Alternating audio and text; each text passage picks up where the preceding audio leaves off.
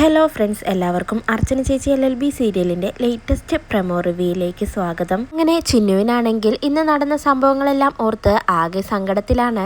ആര്യ തന്റെ ഫ്രണ്ട്സിനെ മുന്നിൽ വെച്ച് തന്നെ അപമാനിച്ചതും അത് കഴിഞ്ഞ് ജയശങ്കർ ചന്ദ്രകാന്തത്തിലേക്ക് കൊണ്ടുപോയി ചിന്നുവിന്റെ മുന്നിൽ വെച്ച് ആര്യയെ തല്ലിയതും എല്ലാം കൊണ്ടും തന്നെ ചിന്നുവിന് നല്ല സങ്കടമാണ്. തന്റെ അച്ഛന്റെ ഭാഗത്തു നിന്ന് ഇങ്ങനൊരു പ്രവൃത്തി ഒട്ടും തന്നെ ചിന്നു പ്രതീക്ഷിച്ചിട്ടില്ല. സ്ത്രീകളെ തല്ലുന്ന ഒരാളാണോ തന്റെ അച്ഛനെന്ന് പോലും ചിന്നു വിജയശങ്കറിനെ തെറ്റിദ്ധരിച്ചിരിക്കുകയാണ്. കോളേജ് വിട്ടുവന്ന് വീട്ടിലെത്തിയ ശേഷവും ചിന്നുവിന് ആകെ മൂഡ് ഔട്ടാണ്. അത് മഞ്ജുവിന് മനസ്സിലാവുന്നുണ്ട്. അനന്തനാണെങ്കിൽ സിറ്റ് ഔട്ടിൽ അങ്ങനെ ഫോൺ നോക്കിക്കൊണ്ടിരിക്കുകയാണ്. അപ്പോഴാണ് അങ്ങോട്ടേക്ക് മഞ്ജു വരുന്നത്. മഞ്ജു വന്നിട്ട് അനന്തനോട് പറയുന്നുണ്ട്, അനന്തേട്ടാ, ചിന്നു ആണെങ്കിൽ കോളേജിൽ നിന്ന് വന്നതിന് ശേഷം കരച്ചിലോട് കരച്ചിലാണ്. കോളേജിൽ പഠിക്കാൻ പോകുന്ന കുട്ടിയല്ലേ, ഇനി എന്തെങ്കിലും ട്രാപ്പിൽ വീണോ എന്ന് ആർക്കറിയാമെന്ന് മഞ്ജു അങ്ങനെ തന്റെ സംശയം അനന്തനോട് പറയാണ്. ഇത് കേൾക്കുന്ന അനന്തനാണെങ്കിൽ ചിന്നുവിന് എന്തു പറ്റിയെന്നറിയാതെ ആകെ ടെൻഷൻ ആവുന്നുണ്ട്. അതിനുശേഷം അച്ഛനൊക്കെയാണെങ്കിൽ ഇന്ന് JK കണ്ടുമുട്ടിയതിനു ശേഷം JK പറഞ്ഞ കാര്യങ്ങൾ വെച്ച് ദീപ്തി തന്നെ സംശയിച്ചതിന്റെ സങ്കടമാണ്. തിരുമലക്കുടിയിൽ അന്നുണ്ടായ സംഭവങ്ങൾ ഓർത്ത് സങ്കടപ്പെട്ടുകൊണ്ട് അങ്ങനെ